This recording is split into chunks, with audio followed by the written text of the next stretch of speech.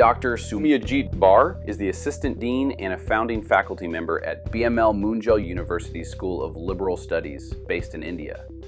With over 15 years of experience in environmental issues, he holds a PhD in Sustainability Studies from the Ashoka Trust for Research in Ecology and the Environment.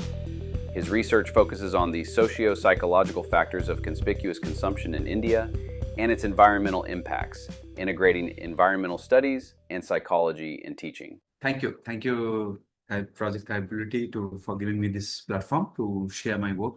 As I think is already shared, the presentation is Sustainable Consumption and the Global South. I have written two more concepts, which I'll be discussing further in the presentation. So let me go in. So I'll quickly set the context for the presentation. So this presentation is going to be kind of broadly discussing how sustainable consumption is present in the discourse as well as in the policies of the Global South, which I'll be primarily driving case studies from India. Although I can, like from other literature, it is quite similar with other countries as well that I'm aware of. And the presentation will start with certain concepts that I'll be discussing, and then I'll be going into the case studies to share further. So if in the process, if there are any questions, feel free to interrupt and ask. So I think first thing that I would like to discuss is that in our present world, we are facing certain key challenges, and as Michael at the beginning also was indicating, definitely environmental issues are one of the huge issues of this day and age, and various type of environmental challenges at various spatial and temporal scales are there, which are threatening the sustainable living for life on Earth. Forget about human beings. And at the same time, we also know that a large section of the population, majorities, about 80 to 85% of the world populations, is far from having a decent standard of living. And so it's now the balancing act between development and social justice versus sustainability. But this general trend of environment versus development has always been the case in the past as well. But what is happening in the present world is also that those 15 to 20% of world population who have access to certain level of decent form of living in terms of its material and energy content are not the happiest people on Earth. And that really shows that the current developmental model as it stands is extremely wrong-footed, as if I may say so, or wrong misdirected. And therefore, it is extremely relevant for the Global South, because Global South has to take the trajectory of development.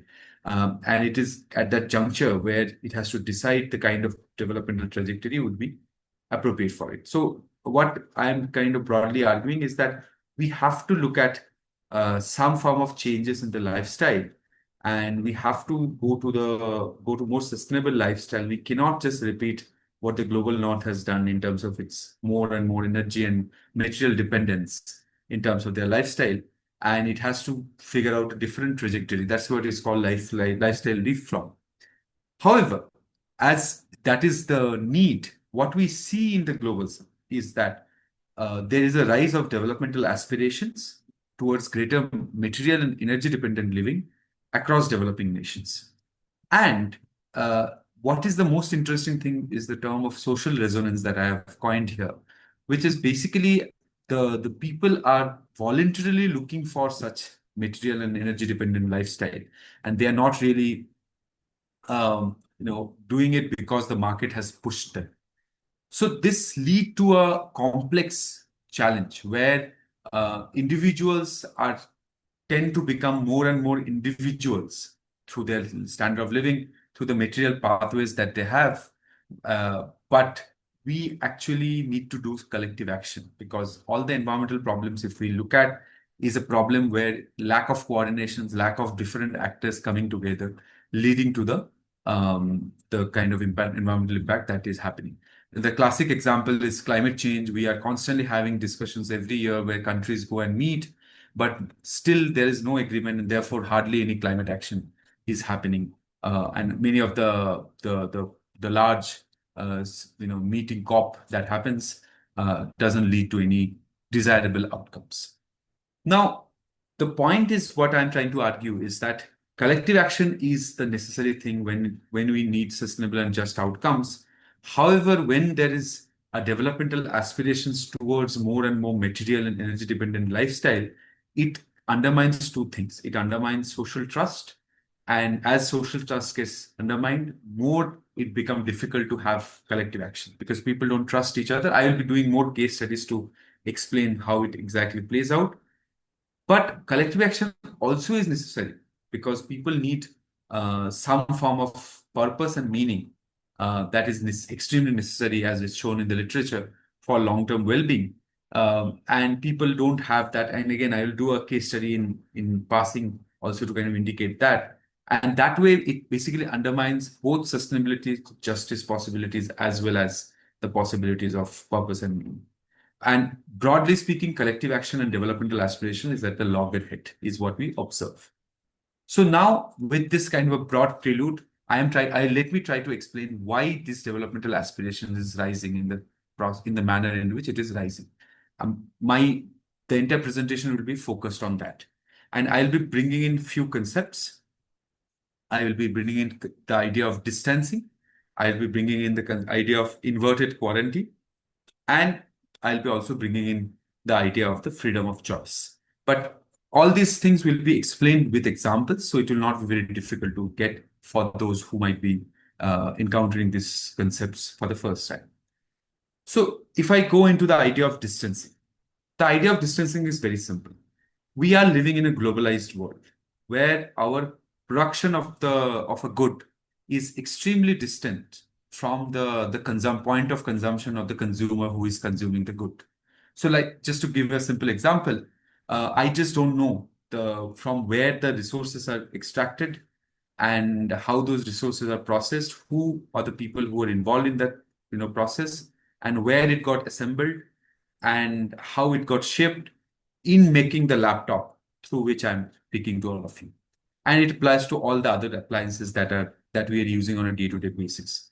And because of this, there is a lack of knowledge and experience that might be happening at the production end. And as consumers, we are completely unaware of that. There is definitely an environmental footprinting literature. Even one of my papers is also on environmental footprinting. But still, at best, because I know that I have done it, at best it's an approximation. And that too also, it gives you a number that not necessarily always lead to something very concrete. But at the same time, you remain quite distant. So therefore, as people are distant, they don't know. And secondly, because this because this entire globalized supply chain is such huge and runs on fossil fuel order, Princeton et al. 2015 coined this term called fossil fuel order. And this fossil fuel order operates as if on its own. And therefore, as an individual consumer, I feel extremely lack of control and lack of ownership. And therefore, I don't really act in the right direction. And therefore, that makes collective action more difficult because collective action necessitates that everybody do the right thing in the right intensity. Then only collective action is at all possible. And because of which, we end up in a situation where even if we know we lack control and ownership, and therefore we tend to what we call free ride or tend to not do the right thing. Now, in this kind of a scenario, people go into a situation which often one can call as eco-paralysis. And Goisman 2021 has coined this term, which basically says that as people understand that there is a huge, humongous problem out there, but I cannot do anything to it, or even if I can do, my marginal contribution to that problem is very small, that even if I do or not do, the problem will still exist. People go into an eco-paralysis. And that eco-paralysis is an extremely helpless state of being, where one thinks that I cannot do anything because I'm just helpless. And that immediately naturally pushes people to think about an inverted quarantine strategy. So what is an inverted quarantine strategy? Inverted quarantining is when I cannot handle a public issue, which is huge, happening at the level of the society, happening at the level of the country or the world, as climate change might be. I will try to protect my own private sphere, my own families, my own community, my own near and dear ones from the effects of the climate change.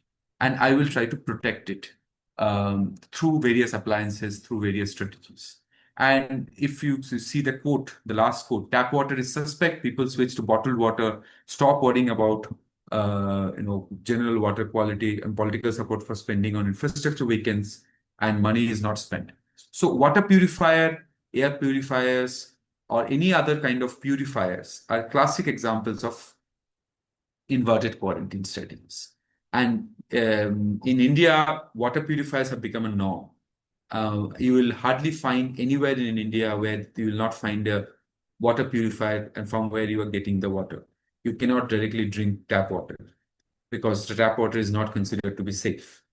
And now, what is happening in the city I live, Delhi, the capital of the country, the air quality during the month of October, late October to mid to late February, remains extremely bad. So bad that it's almost considered to be completely unbreathable.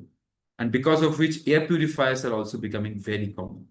Even I also have one because one cannot basically sustain. Now, the question is that who can afford a water purifier and air purifier? Firstly, you need to be able to have access to a closed room, and then also you need to have the necessary resources to be able to gather one and run one with having interrupted supply of electricity. And so, therefore, it's again those who are rich, comparatively affluent, can only do it. Same applies to air conditions. In India, the temperatures are constantly soaring. Again, if you don't have access to a air conditioned room or a house, you are actually extremely disadvantaged. And now I'm talking about these are not luxuries. I'm talking about these are basic, absolute bare necessities: access to water, access to air, and access to a basic, decent temperature for your day-to-day living. So what I'm arguing is that if people are being forced to face such situation and everybody else start doing inverted quarantine, poorer people don't have other options but to aspire to be quote unquote materially affluent so that they can also afford those appliances and those ways of life. So broadly, this basically explains why the developmental aspirations is rising the manner in which it's rising. Let us look at the other side. And again, what happens, this is also an example of, again, kind of inverted quarantine. When we are talking about voluntary simplicity from the rich, actually we are seeing more and more technological panacea, which is technological solutions which are individualized and which are focused on providing individual protection from the environmental impact, mostly looked at as inverted quarantine strategy. And more these technologies become normalized, more individuals will become headbound and becoming materially and energetically more affluent, or what I'm talking as the developmental aspiration. That is the kind of developmental aspiration one would look for, which is technically the kind of the trajectory that the global north has done in the past, and global south will basically try to mimic that. And as we know that we don't have that much of environmental space, that 85% of the world population mimics what the 15% of the world population did. And already we are facing environmental issues like climate change and other things. 85% people cannot just repeat the same thing, even if efficiency improves in the process of this technology. Okay, let me go to the second point of freedom of choice. So what is freedom of choice? What I'm trying to argue is that it's slightly little more complex, but I'm sure like you will be able to get it. The market or the neoliberal political economy or the common market where there are multiple goods and services which are available offers people a freedom of choice. Exercise freedom of choice, and that freedom of choice also offers one's a sense of individuality. If I can decide what kind of flavor of ice cream I want, I am actually indicating my individuality. And that is how, unfortunately, in today's day and age, individuality is often expressed through your consumer choices. And that when you come to in a societal context, which is extremely regressive, India and many other countries which were more traditional, tradition tends to be based on curtailing freedom of individual or freedom of choice of individuals. And today's day and age, what has happened is the sense of liberty has been interpreted as freedom of choice and that of freedom of consumer choice. And more one gets into this loop.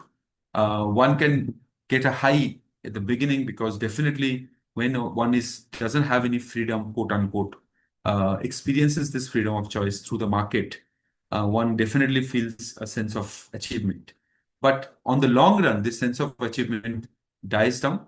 There are various literature that explains why it does. But one of the reasons is that definitely more freedom also leads to confusions and what is called choice paralysis. You have too many choices, you feel fatigued to decide which one to choose, and constantly doing this for a long period of time can be taxing. And that kind of lead to something called the long-term, well-being becomes difficult, but in the short term, you have a lot of well-being.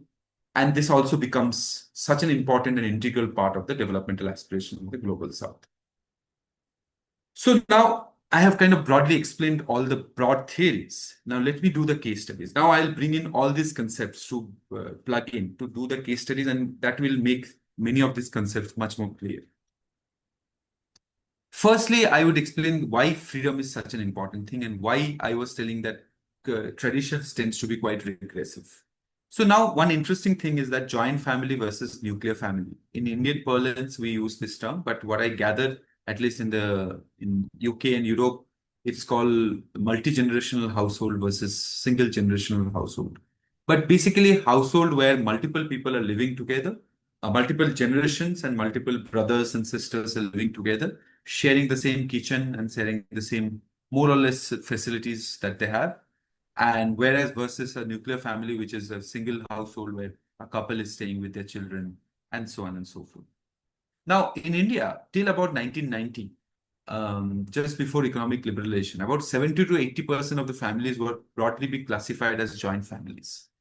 And in 2015, about 25 years into the economic liberalization, which happened in India in 1991, we have about 70% of the families which are nuclear in nature. So starting from about 75% joint families, it came down to about 25% joint families in a matter of 25 years. And this is no small shift. It's a huge shift. India is a huge country. In this huge country, across different states, we have seen the similar patterns. And the question lies why? Why it happens so fast? And what I'm arguing is that one of the reasons is that the possibilities of living a nuclear life started becoming actuality once various appliances become available. What kind of appliances? The refrigerator, the washing machine, the fridge, the gas stove, and so on and so forth, which become much more available in the Indian market and much more affordable because of economic liberalization and various foreign brands coming into the market, which earlier was not so available. At least the kind of classes that I also belong, we did not have those appliances. Without those appliances, having a nuclear life is almost impossible. But joint families earlier was extremely regressive to the younger people as well as the women. So generally joint families used to be extremely patriarchal, whereas now comparatively nuclear families are less patriarchal. So from a woman point of view, women empowerment point of view, nuclear family is much better. But nuclear family also has gone up with environmental footprint because we are not sharing the appliances that we had. We are having bigger households with more lights and fans and other things. So freedom of choice actually directly connected with well-being because, but it also comes with environmental impacts because it increases the footprint. But you cannot ask a woman to go back to a joint family and have a quote unquote, more regressive life. It doesn't make moral sense to do that. The second example is that of cycling. Now, cycling, everybody would agree that is a very environmentally desirable, practice or mode of transport. The two sets of pictures that I have deliberately juxtaposed. The left-hand side is called, we can term as cycling for lifestyle or lifestyle cyclist, and the right-hand side is livelihood cyclist. And in India, about 85 to 90% of all the cyclists are livelihood cyclists.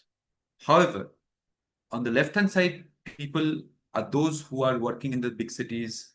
They actually have their cars, but they are on the weekend, they go out for cycle ride, are the ones who seems to be the happier. And the question is that the same practice lead to very different outcomes. If you ask this left-hand side people, they will embrace their cycling. They have done it either for the environmental reasons or for health reasons or maybe other reasons. They value their cycling. They actually bond over cycling, and they are extremely happy and proud about their practice. Whereas the right-hand side group are extremely ashamed and would never continue doing it provided they get little more extra income, disposable income, and they want to migrate into what you call a motorbike. Now, the question is this, that if two practices, what is the main difference? The right-hand side group are not exercising their choice. Therefore, they are not getting the well-being. Whereas the left-hand side actually exercising their choice and they're getting the well-being. And because the transport scenario is such, it is extremely difficult for people to not aspire for higher material and energy dependent mode of transport and stick to cycling, although we would like people to stick to cycling, and that is what is most desirable.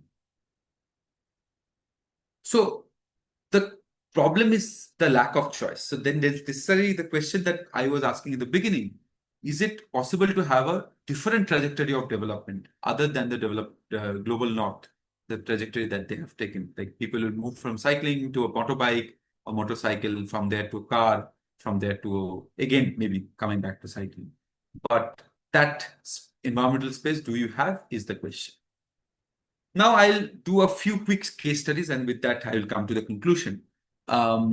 So interestingly is this, that it is not that so what is happening is that in the kind of development that we are having is extremely harmful for the environment, extremely harmful for those people who are in the margins, but they are the margins, but they are the majorities, about 80% of the world population. But that those people who are at the margins all want to also aspire to be part of this, the group of consumers.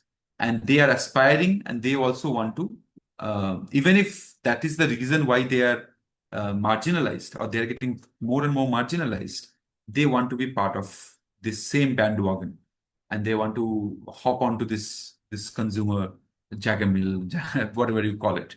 Now, if I as well do the case study, what is the interesting part? This is the social resonance part, what I'm trying to highlight. People are voluntarily want to become part of the system that is oppressing them.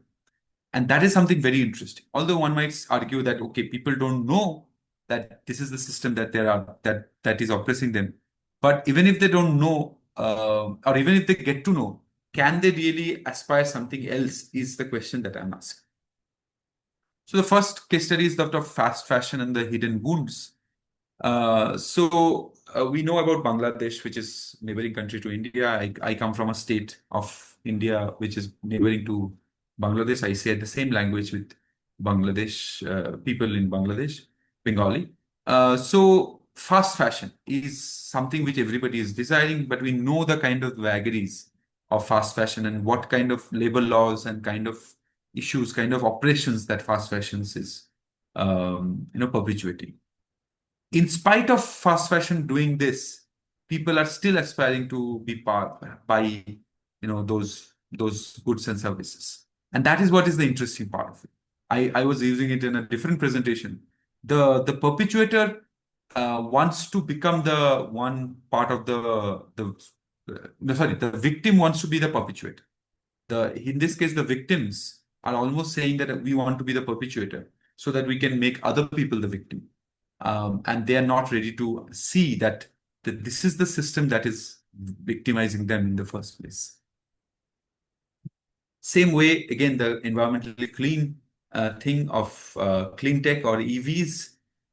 We have the lithium ion, and the lithium ion extraction is leading to a lot of justice issues again in Africa. As you know, there are a lot of fights are already going on. China has monopolized much of it for obvious reasons, because that's the next big transition that we are doing. But this transition, is it really leading to a better life for all, or it's leading to a better life for the few? And if it is going to lead to a better life for the few, definitely the developmental aspirations are going to be the way it is currently structured, is what I'm arguing. This is a very interesting case study. So air purifiers, the same thing I was talking about, that during the Diwali time, or around October to February in India, the air quality dips in Delhi. And during that time, a festival comes called Diwali, which is the festival of the festival of the light, and there are a lot of crackers which are bursted. And every time the Supreme Court of India says that you should not burst crackers because that will make the air quality poorer, but the government and the police fails to implement the rules, or rather they don't do it. And every time people do it even knowing that by bursting crackers, their quality is going to be poorer. And as they do it, their quality dips. And everybody thinks that even if I don't burst crackers, everybody else is going to burst crackers. So therefore, let me also burst crackers. And that cycle continues. The interesting part is that everybody gifts air purifiers in Diwali, at least in 2023. This was the article, the bottom one says that everybody gifts air purifiers to each other. So just think of the irony of the whole situation. You burst crackers, you make the air quality poorer, because you know that even if you don't do it, others are going to do it. And then you go out and gifts air purifiers for the Diwali gift hamper. I have already written an article on this. If anybody Google my name, it's there in the print or in the wire, if I'm not wrong. The last case study is that of Indonesian palm oil extraction. And what is happening is that various tribal communities who are based on this natural forest are losing their culture, losing their way of life. And now this is more money. The whole world depends on this palm oil. All the fast food chains are running on it. And that is again making them, if you marginalize a community, what option do they have other than aspiring to be part of this urban consumer group and having aspirations of more material and energy dependent lifestyle, because we, along with their culture, also going their ways of life and certain other worldviews that they had. Okay, so let me summarize. So where we are standing? So we are standing why this developmental aspirations is rising in the way. I have already explained that people are firstly distant, and they don't know, and they feel helpless. They go into a state of eco-paralysis. Then they resort to inverted quarantine, and the government doesn't do what they're supposed to do. And as this happens, they go into this state where they feel either they be rich or they be dead. Human beings almost feel that, and that is what lead to this idea that when people feel the freedom of consumer freedom and no other options exist in the face of environmental collapse, people have to resort to the kind of developmental aspiration that they resort to. So sorry. And this there is also a kind of a systemic violence that jeopardize the basic standard of living of people, and as the inverted quarantine strategy becomes the norm, that undermines collective action. People don't have much option other than resorting to kind of developmental aspirations, the kind of thing that I just explained. So just to kind of quickly summarize, this is the last slide. Even if the material path offers us short-term well-being to individuals, and in the face of a community-oriented lifestyle, which is extremely restrictive, one finds this is extremely rewarding in the short term. On the long run, this undermines community, this undermines long-term well-being, And this also undermines collective trust or the possibility of collective action. And it gives rise to these developmental aspirations where if individuals are always looking to resort to inverted quarantine strategy, and to resort to inverted quarantine strategy, they look for higher and higher material and energy access to be able to also becoming rich so that they can access that. And because of which we end up this situation where eventually as a society we end up going into a state where environment is compromised, other people are compromised, and this individual well-being is also compromised because we have lost community, lost connections with people.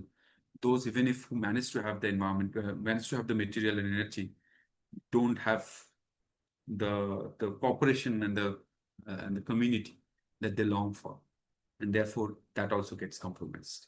So it's a really dire state that we are in. We don't know how best to come out, but definitely this is something we have to look at. And this is Global South is, as I said, almost 80 to 85% of the world population. So we need to be able to look at this more critically and find out solutions. But I just paint an overall picture of the presentation. Thank you for listening.